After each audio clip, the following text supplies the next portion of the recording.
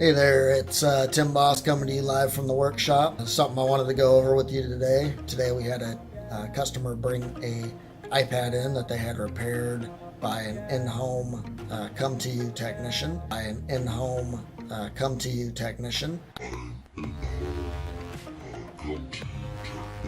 Just wanted to go over some things that could happen when you have these companies who don't even specialize in phone and tablet repair come to your house or your place of work and do repairs on a device when they don't have the proper tools and the proper training and the proper knowledge and experience to know what could go wrong and why things go wrong and how to fix it. The customer brought the iPad in, it didn't power up, it didn't show that it was charging, it didn't really do anything that he could tell.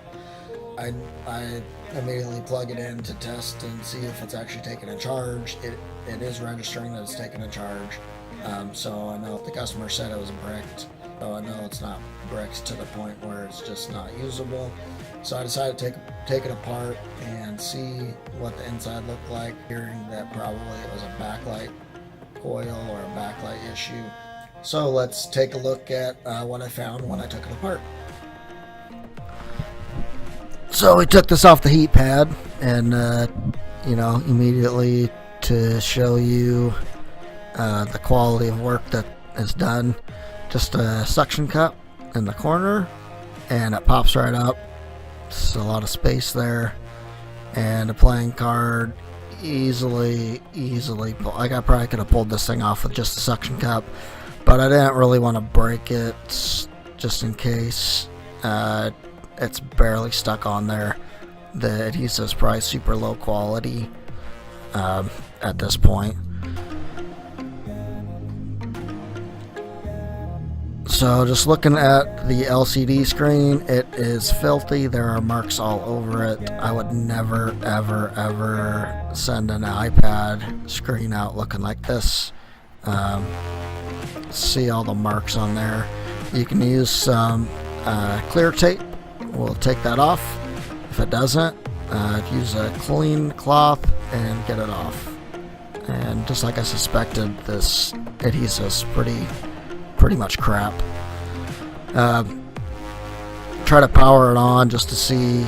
Sometimes if the backlight is burnt out, you can still see the Apple logo when you turn it on when the screen's not blocking the view. I don't see the Apple logo, so we'll try to plug it in and see if it's dead. Maybe we can see the faded charging symbol once we plug it in. So checking that out, I don't see anything. Doesn't look like maybe there's getting any image to the iPad. So probably not just the backlight out. Next thing, get the 4 screws out so we can lift up the LCD and check that out. Disconnect the battery. We'll see if sometimes you can just reset the battery. So just disconnect it, pry that up, give it a second, pop it back down, screw it back in, and then try to power it again. Sometimes that just resets it and it works. You never know. Don't go straight to the most difficult thing. Try something easy first. Obviously that doesn't work. So we'll move on to the next. Try and plug it in. Make sure that's still not the problem. Still nothing after you plug it in. So disconnect the battery again. Try not to work on a hot device. Don't disconnect the LCD while the battery's plugged in. Check out the LCD connector, make sure that's not bent up. Doesn't look bad to the naked eye. Nothing looks real bad in there, so we'll try just reconnect it down. Perhaps that was loose or not connected all the way. We'll just push it back down and then reconnect the battery, and then try it again. Again, easy stuff first. Don't overlook the easy stuff, because a lot of times something stupid like a 2-button reset, if you had just tried that first, problem solved easier than going straight to the hard stuff. Nothing with the power button. We'll plug it back in again, see if that lights it up. Maybe the battery's dead. That doesn't seem to do anything, so I'll disconnect it back out again. Disconnect that battery.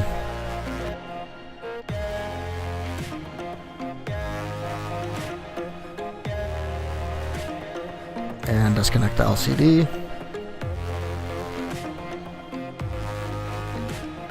Dirty LCD. So we'll go ahead and take the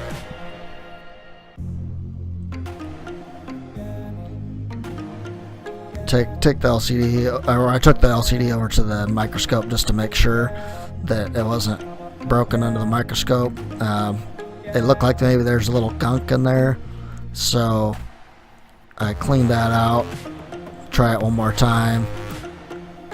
It was just a little teeny piece of adhesive. Again, you never know. Something easy like that could be the problem. Try to plug it back in. Nothing. Alright, well, we'll take it over to the microscope and see what we can find over there. Alright, I'm going to zoom in here on the phone. After I took the cover off of all these components, I found the problem. You can see it with the naked eye if you know what you're looking for. I'll try to zoom in.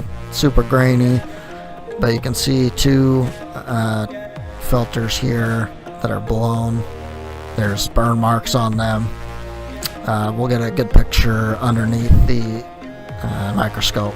You can see that one's blown out, other one's burnt. There's a couple burn marks on the LCD connector.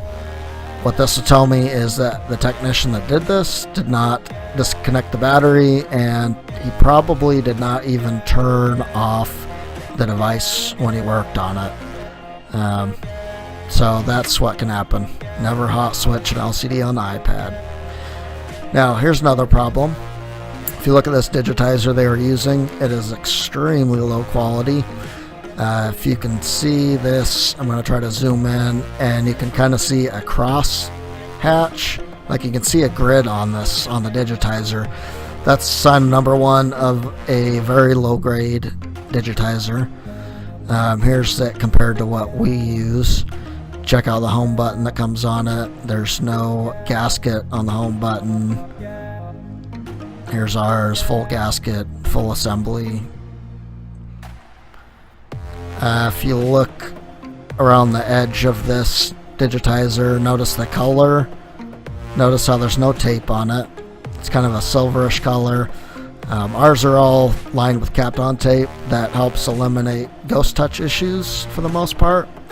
And you can see underneath the Kapton tape is a bronze color. That's the color you want, not a silver color. A silver color signifies low quality.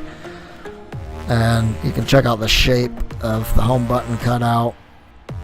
Totally different.